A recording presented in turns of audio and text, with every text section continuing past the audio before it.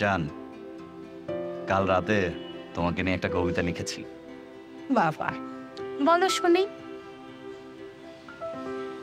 তুমি কি আমার নদী হবে, যার নিবিড় আলিঙ্গনে মুগ্ধ হয়ে তরিবেশে ভেসে যাব কোনো অজানা গন্তব্যের পথে? তুমি কি আমার জ্যোৎস্না হবে, যার মায়া জালে। এক মিনিট, এই জ্যোৎস্নাটাকে? আরে এটা কেউ না তো, এটা তো চাঁদের আলো।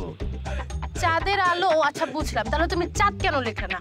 নদীকে তো ঠিকই নদী লিখছো সুন্দর করে, চাঁদের আলোকে চাঁদ কেন লিখলে না, জ্যোৎস্না কেন লিখলা? সবই বুঝছি, এটা একটা মেয়ে যার সাথে তুমি এখন নতুন করে প্রেম করতেছো আর আমার সাথে চিট করতেছো, তাই না? না না, কি বলো, জ্যোৎস্না নামে আমি তো কাউকে চিনি না। এটা তো আমার কবিতাই না, এটা কবি আবুল হাসানের কবিতা।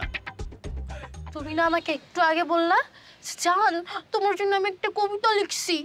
আসলে তোমাকে ইমপ্রেস করার জন্য একটু মিথ্যে বলেছিলাম। I am very impressed. এত সুন্দর একটা কবিতা, তুমি তো যা যা করার দরকার সবই করে দিছো। এত জঘন্য উচ্চারণ।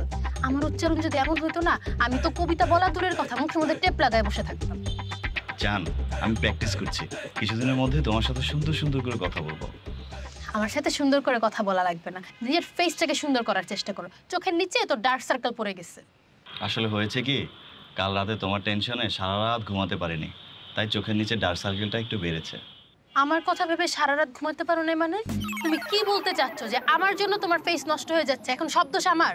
না না না না, সেটা কেন বলবো, ছি, তোমার কোনো দোষ নেই, সব দোষ আমার।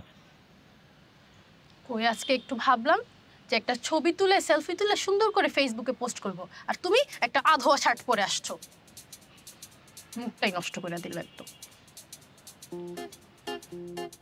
জান, তোমাকে না আজকে খুব সুন্দর লাগছে।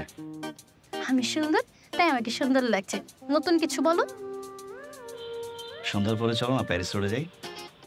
জি না, সন্ধ্যার আগে আমার বাসায় যেতে হবে। কি বলো, এত সময় ওয়েট করার পর তোমার সাথে দেখা হলো আর তুমি সন্ধ্যার মধ্যে বাসায় চলে যাবা? হ্যাঁ, কারণ এমনি তো সন্ধ্যা হলেই না তোমার নিয়ত খারাপ হওয়া শুরু হয়ে যায়, তুমি শুধু চিপা চাপা খুঁজো। আচ্ছা ঠিক আছে, যাও, আজকে আমি তোমার থেকে 100 হাত দূরে থাকবো, তাও সন্ধ্যার মধ্যে যেও না। তাহলে তোমার সাথে গিয়ে লাভ কি? তুমি তোমার মতো থাকো, আমি আমার মতো। তুমি তোমার বাসায় থাকো, আমি আমার বাসায়।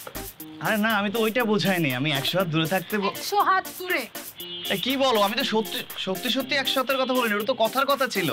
100 হাত দূরে থাকতে বলছিস না, 100 হাত দূরে যা। জান, কি বলো, 100 হাত দূরে গেলে তো আমি তোমাকে দেখতেই পাবো না। জান, যা, আরো দূরে যা, যা। আচ্ছা জান, 10 হাত দূরে থাকি।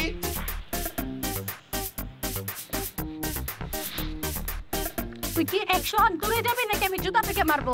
Anytime check in, anytime check out. Eden Bay, a concern of Bhaiya Hotels.